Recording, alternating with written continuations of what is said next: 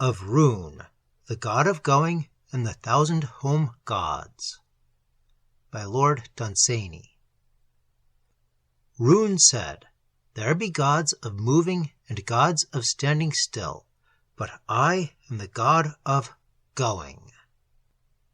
It is because of Roon that the worlds are never still, for the moons and the worlds and the comet are stirred by the spirit of Roon, which saith, "Go, go, go." Roon met the worlds all in the morning of things, before there was light upon Pegāna, and Roon danced before them in the void, since when they are never still. Roon sendeth all streams to the sea, and all the rivers to the soul of Slid. Roon maketh the sign of Roon before the waters, and lo, they have left the hills.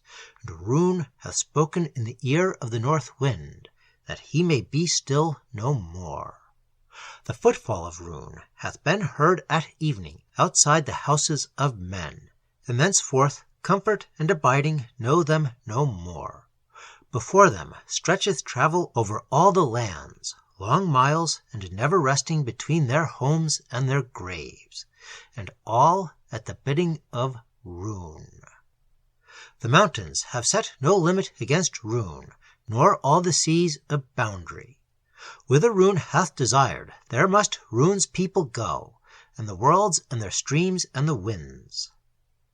I heard the whisper of Roon at evening, saying, "There are islands of spices to the south," and the voice of Roon saying, "Go." And Roon said, "There are 1,000 home gods, the little gods that sit before the hearth and mind the fire.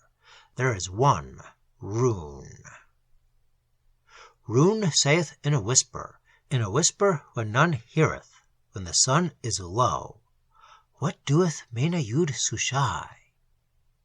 Roon is no god that thou mayest worship by the hearth, nor will he be benignant to thy home. Offer to Roon thy toiling and thy speed, whose incense is the smoke of the campfire to the south, whose song is the sound of going, whose temples stand beyond the farthest hills in his lands behind the east. Yoharneth, Yoharneth, Yoharneth, which signifieth beyond. These words be carved in letters of gold upon the arch of the great portal of the temple of Roon, that Mana builded looking towards the east upon the sea, where Roon is carved as a giant trumpeter, with his trumpet pointing towards the east beyond the seas. Whoso heareth his voice, the voice of Roon at evening, he at once forsaketh the home gods that sit beside the hearth. These be the gods of the hearth: Pitsu, who stroketh the cat; Hobeth, who calms the dog; and Habaniah, the lord of glowing embers; and little Zumbibu, the lord of dust; and old Gribaun, who sits in the heart of the fire to turn the wood to ash. All these be home gods, and live not in Pegāna, and be lesser than Roon. There is also Kailulugong, the lord of a rising smoke, who taketh the smoke from the hearth and sendeth it to the sky, who is pleased if it reacheth Pegāna, so that the gods of Pegāna, speaking to the gods, say, "There is Kailulugong doing the work on earth of Kailulugong." All these are gods so small that they be lesser than men, but pleasant gods to have beside the hearth. And often men have prayed to Kailulugong, saying, "Thou whose smoke ascendeth to Pegāna, send up with it our prayers, that the gods may hear." And Kailulugong, who is pleased that men should pray, stretches himself up all grey and lean, with his arms above his head, and sendeth his servant the smoke to seek Pegāna, that the gods of Pegāna may know that the people pray. And Jabam is the lord of broken things, who sitteth behind the house to lament the things that are cast away. And there he sitteth lamenting the broken things until the worlds be ended, or until someone come and mend the broken things. Or sometimes he sitteth by the river's edge to lament the forgotten things that drift upon it. A kindly god is Jabam, whose heart is sore if anything be lost. There is also Tribugi, the Lord of Dusk, whose children are the shadows, who sitteth in a corner far off from Habaniah, and speaketh to none.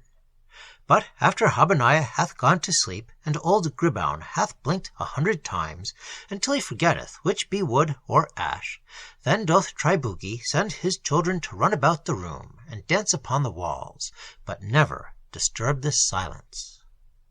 But when there is light again upon the worlds, and dawn comes dancing down the highway from Pegāna, then does Tribugi retire into his corner, and his children all around him, as though they had never danced about the room.